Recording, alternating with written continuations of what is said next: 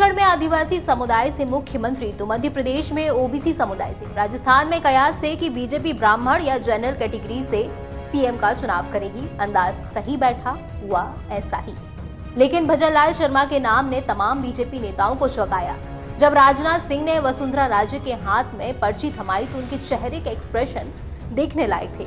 देखिए जरा इस वीडियो को।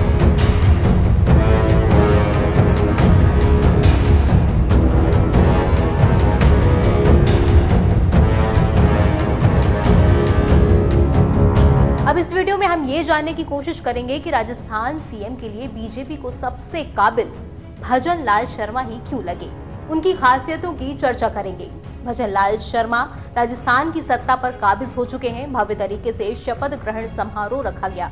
खुद पीएम मोदी और गृह मंत्री इस मौके पर मौजूद रहे। तमाम बड़े केंद्रीय मंत्रियों के चेहरे भी यहाँ दिखाई दिए। मुख्यमंत्रियों की फहरिस्त भी छोटी नहीं थी।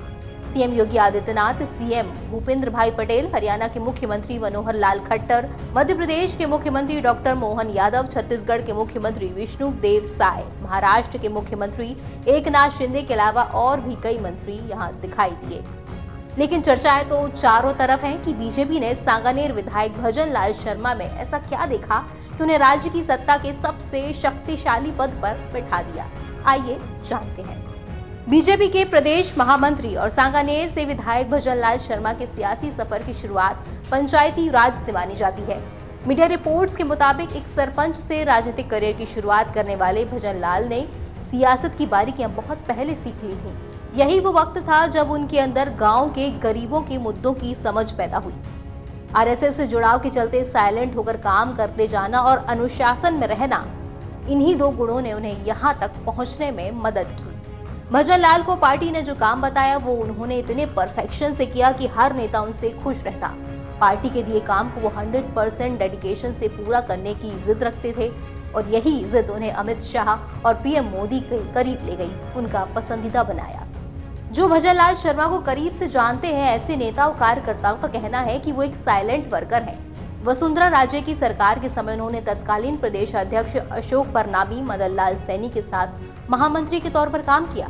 भजनलाल के कामकाज को नजदीक से देखने वाले एक बीजेपी नेता ने बताया कि प्रदेश अध्यक्ष बदलते गए लेकिन उनके काम में डेडिकेशन की कोई कमी नहीं आई। उन्हें जो काम सौंपा जाता था वो उसे बखूबी निभाते थे। बीजेपी प्रदेश अध्यक्ष सीपी जोशी भी उनके कामकाज की शैली और काम के प्रति समर्पण के मुरीद थे।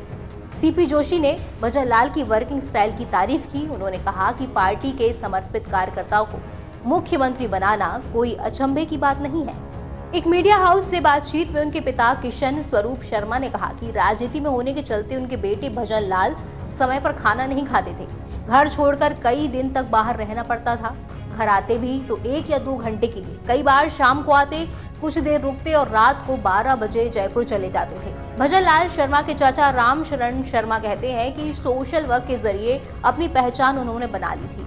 लोगों के काम करवाने वो खुद ही जाते थे, इसलिए पहली बार अटारी गांव से ही सरपंच का चुनाव जीत गए। राजनीति में आने के बाद कई दिन घर से गायब रहते थे। जब हम टोकते तो कहते, मेरा तो चाचा जी अब ऐसे ही चलेगा। लोगों से मिलकर उनकी समस्याएं सुननी पड़ती हैं। लेकिन भजनलाल के व्यक्तित्व का एक और हिस्सा है और वो है अध्यात्म का।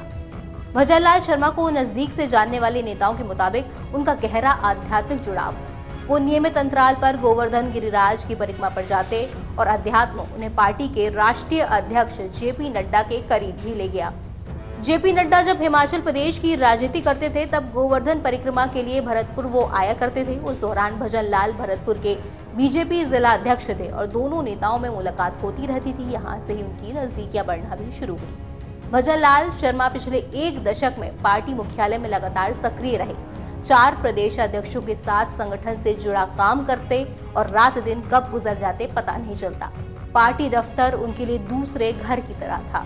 2021 में एक बार फिर उनके डेडिकेशन वाली क्वालिटी ने उन्हें अमित शाह की नजरों में आने का मौका दिया। 2021 में पश्चिम बंगाल विधानसभा चुनाव में अमित शाह के सहयोगी के तौर पर भजनलाल ने काम किया और अमित शाह उनकी कामकाज की शैली से इतना प्रभावित हुए कि तब से ही भजनलाल अमित शाह की कोर टीम में शामिल हो गए। अमित शाह उनके काम को पसंद करने लगे और उनकी तरक्की में इसी नजदीकी का बड़ा योगदान माना जाता है। डेडिकेशन की वजह से ही वो आरएसएस नेताओं के भी करीब आए। भजनलाल ने संगठन के गुण आरएसएस से सीखे। भजन लाल भरतपुर जिला अध्यक्ष रहते हुए आरएसएस के वरिष्ठ पदाधिकारी निम्बाराम के संपर्क में आए। निम्बाराम जब आरएसएस के सह प्रांत प्रचारक थे। निम्बाराम से उनका अच्छा जुड़ाव रहा। निम्बाराम के अलावा कई संघ के नेताओं से भी उनके नजदीकी रिश्ते हैं। हमारी आज की खबर में इतना ही। ऐसी तमाम खबरों को देखने के लिए बने रहिए नवभारत टाइम्स के साथ। मैं हूं सुचिता। नमस्कार।